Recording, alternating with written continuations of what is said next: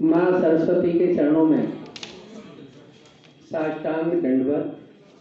और आप सभी ब्रजवासी, ब्रज क्षेत्र के, जो ब्रज क्षेत्र का हृदय स्थली वृंदावन धाम को कहा जाता है, वहाँ से प्रसिद्ध भागवताचार्य, प्रसिद्ध मंदिरों के सेवायत, प्रसिद्ध सामाजिक संस्थाओं के प्रमुख, राजनीतिक, धार्मिक, सामाजिक एवं शैक्षिक सभी संस्थाओं के प्रमुखों के चरणों में दंडवत प्रणाम।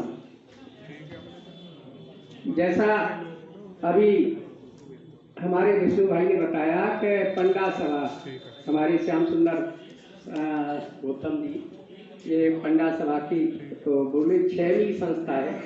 मेरा तो बचपन ही इनके साथ जुड़ा हुआ है। जब मैं गुरुकुल विश्वविद्यालय में पढ़ता था, यही वृंदावन में, बड़ा अच्छा चलता था। अब शायद उतना नहीं है, पहले बहुत अच्छा चलता था गुरुकुल, बुजुर्ग जानते होंगे।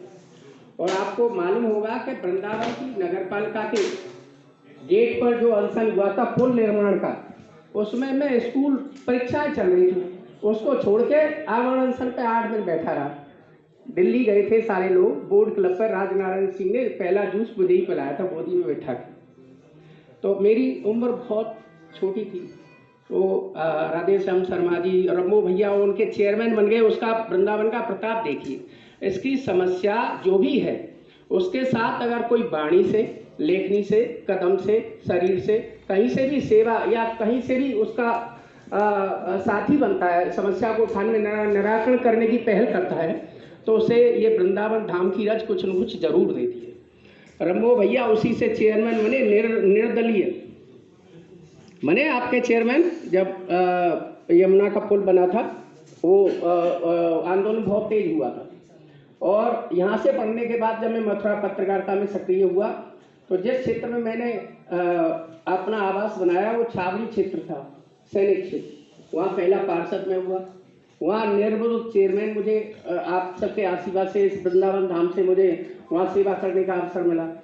और जब किसी को सपने में नहीं, हमारे घर से किसी ने सोचा होगा हमारे क्षेत्र से क्या लोकसभा लड़े, किसी को नहीं मिली। उस समय मुझे लोकसभा 99 25 साल पहले आज से, और जब मैं 65,000 वोटों से पार्लियामेंट रह गया, दोबारा मुझे बुला करके टिकट दी गई, लेकिन किन्हीं कारणों से आपके बीच में नहीं आ सका। लेकिन मेरा कहने का मतलब है, मैंने चाहे पत्रकारिता हो, चाहे सामाजिक जो जिम्मेदारी मिली हो, जैसा हमारे द्विवेदी जी अभी बता रहे थे, उनकी माता जी ने यहाँ सेवा की, उनके भाई ने ब्लॉक प्रमुख होकर सेवा की, और वो भी थोड़ा थोड़ा लोकसभा में आप सबका प्यार इसलिए और मिल जाता, थोड़ी मेहनत हो जाती, तो आज वो लोकसभा से सेवा कर रहे होते। तो मेरा कहने का मतलब है, यहाँ इतने बुजुर्ग बैठे हैं या सामाजिक संस्थाओं के, धार्मिक संस्थाओं के, तो अब उनके निकट जानकारी में हेमंत शर्मा जी का त्याग, समर्पण और आवाज उठाने का मुद्दा नहीं रहा होगा। उसे मैं बता रहा हूँ कि हम और हेमंत जी, हेमंत भाई हमारे आदर्श हैं पत्रकारिता के। उन्होंने किसी भी सरकार के आगे अपनी कलम को, अपनी आवाज को कभी कमजोर नहीं रहने दिया। सरकारें इनके पीछे लगी, सरकारों ने कहा कि ये सब हेमंत के वो हो, संस्थान में नहीं रहे, पद पे नहीं रहे, कई सरकार, लेकिन उन्होंने कभी आवाज और पत्रकारों के उत्पीड़न की आवाज को कभी नीचे झुकने नहीं दिया। अपनी, आपको ध्यान हो मेरे पत्रकार साथियों को, सपा गवर्नमेंट की एक माहौर भाई हार्ट में लगा था, हरीश माहौर नाम था उसका, उसकी हार्ट अटैक से मौत हो गई अचानक। 2 छोटे छोटे बच्चे, उसका जीवन पत्नी भीख मांगने के कगार पर पहुंच गई। कोई आय का साधन नहीं, किसी अखबार में नौकरी नहीं, कोई पेंशन नहीं, कोई भुगतान नहीं, बच्चों का वो देखना। तो मैं भी द्रवित हुआ हालत देख के, मेरे साथी लोग लगे इसके लिए कुछ किया जाए। मैंने हेमंत भाई को आवाज लगाई, मैंने कहा आप लखनऊ बैठे हो, समय सरकार से तुम्हारी जो भी हो, लेकिन परिस्थिति ऐसी है, तो बोले भिजवाओ यहाँ से। तो मेरे पत्रकार वहाँ गौरव बैठे हैं, धाराजीत बैठे हैं, ये ऊपर बैठे हैं, भारत समाचार चैनल के और न्यूज नेशन के जन संवाददाता, सारे लोग बैठे हैं, गगन पंडित बैठे ऊपर।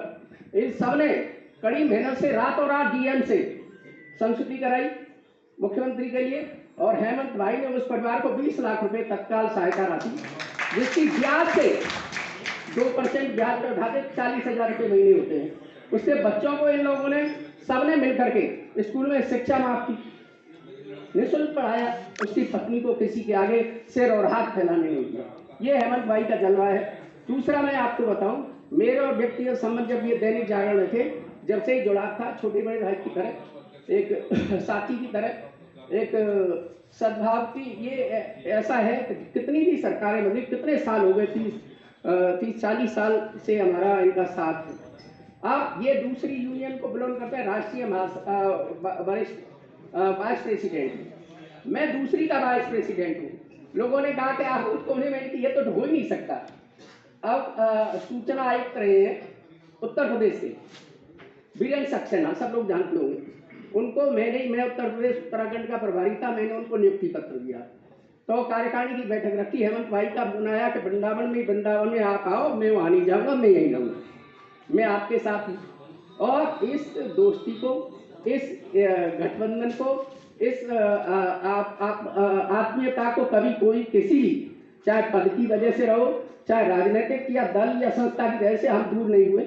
और सदा मैं इनके विचारों से, इनके कार्य करने की कला से बहुत प्रभावित हूँ। हमारे कलराज भाई कालहंस जी, ये यहाँ से लखनऊ से लेकर दिल्ली तक ऐसा चेहरा है जो कोई भी बड़ा राजनीतिक हो, जो इस चेहरे से परिचित हो, विरोधी भी सोनिया हो, राम हो, कौन सा एक मिनट में बोल जाए तुरंत बात करते, ऐसी छवि आपके बीच में है दोनों। और कभी भी, अभी मेरे रास्ते में आ रहा था, स्वतंत्र देव जी का फोन आया, पाठक जी का फोन आया, और अभी इन्होंने पिछली बार ये कहा था कि हमने एनेक्सी जहाँ मुख्यमंत्री ऊपर बैठते हैं, नीचे तो अपना कार्यालय ले लिया है पत्रकारों का एक बढ़िया, लेकिन विधानसभा में भी होना चाहिए। तो अभी विधानसभा सत्र जैसे हुआ है, अभी सतीश महाना जी विधानसभा अध्यक्ष, और उनने इतना बढ़िया, जो आप बैठे हैं, ऐसा बढ़िया पत्रकारों के लिए विधानसभा के अंदर एक रूम स्थापित करके दिया है। ऐसे हमारे हेमंत भाई, मैं आपका वृंदावन में, ब्रजधाम में कलंस जी का सभी की तरफ से, पत्रकार साथियों की तरफ से हार्दिक अभिनंदन वंदन करता हूं। और इसी तरह से आपने ब्रजवासियों की बात कह दी है कि कंक्रीट यानी जो बहुमंजिला इमारतें बनती जा रही है, ये सरकारों को सोचना चाहिए। भाई स्वरूप, नाम ही स्वरूप मिट रहा है। नाम रख दिया माँ बाप ने उज्ज्वला, वो क्या नाम है, सूरज, और रोशनी है नहीं। तो ऐसे ही वृंदावन का मतलब वन लिखा हुआ है इसमें, वृंदावन, तुलसी का वन, कदम का वन, पर यहाँ एक नहीं मिलेगा। जगह जगह मेरे वक्ताओं ने, मेरे साथियों ने, मेरे बुजुर्गों ने अभी यही दुख बताया कि पहले परिक्रमा लगती थी, कच्चा वो थी। आज कहीं ऐसा वो नहीं है कि जहाँ देखे कि आत्माएं जो है ऐसे ऐसे बड़ी, ये सब जागरूक बैठे हैं। पहले तो वैसे गाने बजते थे, इन सब ने जागरूक होकर उन गानों को बंद कराया। धार्मिक स्वरूप परिक्रमा में भी रहे, भावना आह्लादित न हो, ऐसा स्वरूप बना रहे परिक्रमा मार्ग के अंदर। तो इन सबकी सक्रियता से वो दूषित नहीं हुआ है अभी।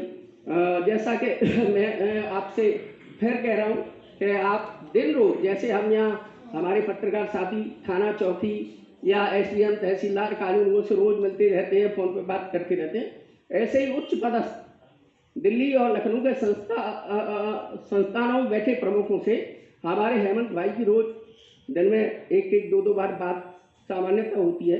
आपकी बात को और इस ट्रैफिक समस्या को और कंक्रीट वाली, यानी कोई मानक बने